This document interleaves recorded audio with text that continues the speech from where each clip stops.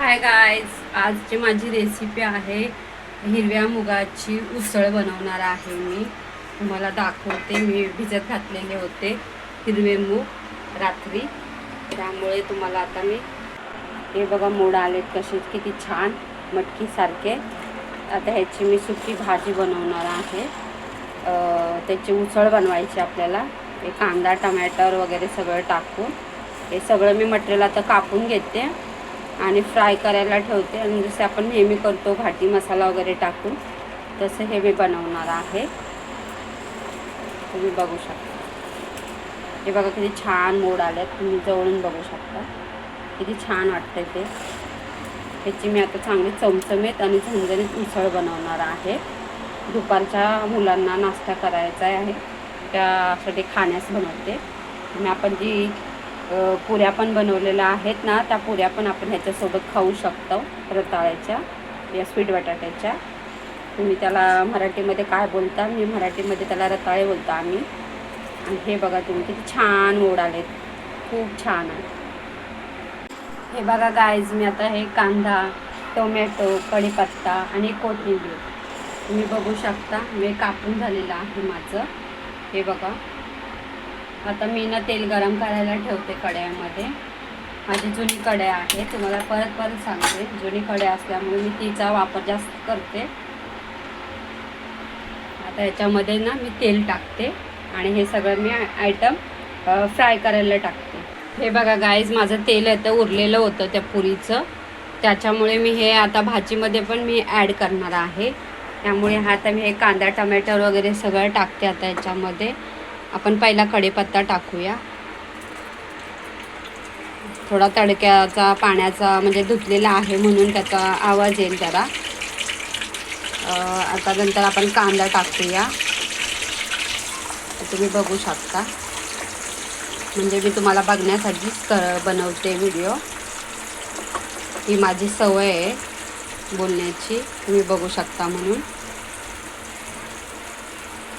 आता हे सर्वच आता मी एकदमच टाकते एकत्र आणि ह्याला चांगलं भाजून घेते आणि लालसर करते.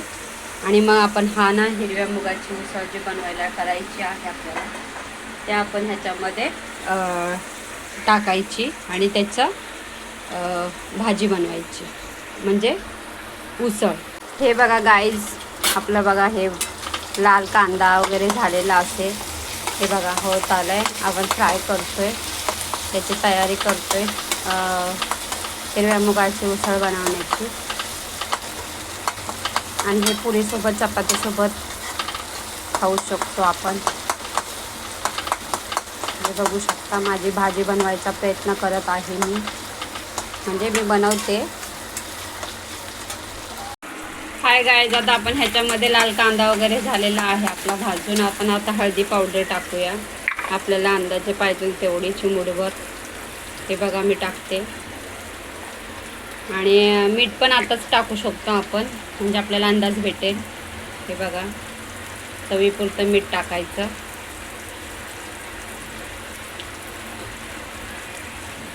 आणि आता हा मोड आलेली जी उसळ आहे तुम्ही हे बघू शकता, ते आता मी याच्यामध्ये टाकते. हे तुम्ही बघा. हे बघा, आता ह्याला एकत्र हलवून घेते आणि मी हे लाल तिखट मसाला काढून ठेवला आहे बघा, तो आता 1 किंवा 2 चमचे टाकणार आहे माझ्या अंदाजे चवीपुरता. हे बघा, मी 1 किंवा 1.5 चमचा माझ्या अंदाजे टाकला आणि ह्याला एकत्र हलवून घेते आता. आणि याच्यामध्ये थोडंसं सलवलीत मी पाणी टाकते, का तर आपल्याला उसळ बनवायचे आणि म्हणजे आपले हे मूग आहेत ना मोड आलेले, ते आपले शिजले पाहिजेत, म्हणून थोडंसं पाणी टाकणार आहे मी. हे बघा गाईज, मी आता ना हलवून घेतलं आहे बघा एकदम सगळं. आणि आता मी थोडंसं अंदाजे पाणी दाखवायला तुम्हाला टाकायला मी टाकते, म्हणजे ते तुम्हाला दाखवण्यासाठी. हे बघा, मी शिजवायला एवढंसं टाकते, म्हणजे आपल्याला चांगलं हे उकळी येऊन चांगलं शिजवून आपली मुगाची मोड आलेले मूग आहे ना, सॉरी मी जरा बोलताना गडबडते. हे बघू शकता.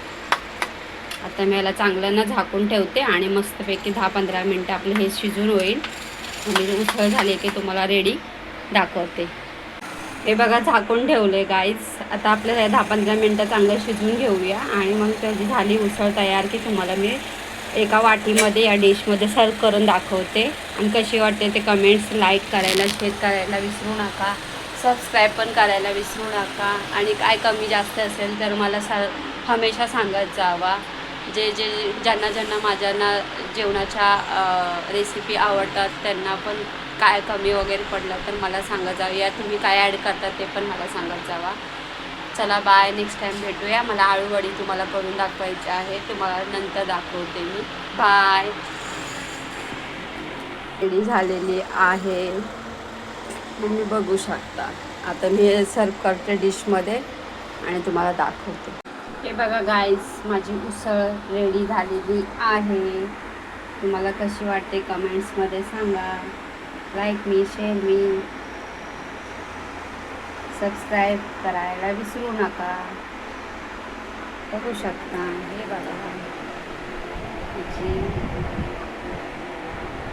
रेडी झालेली भाजी.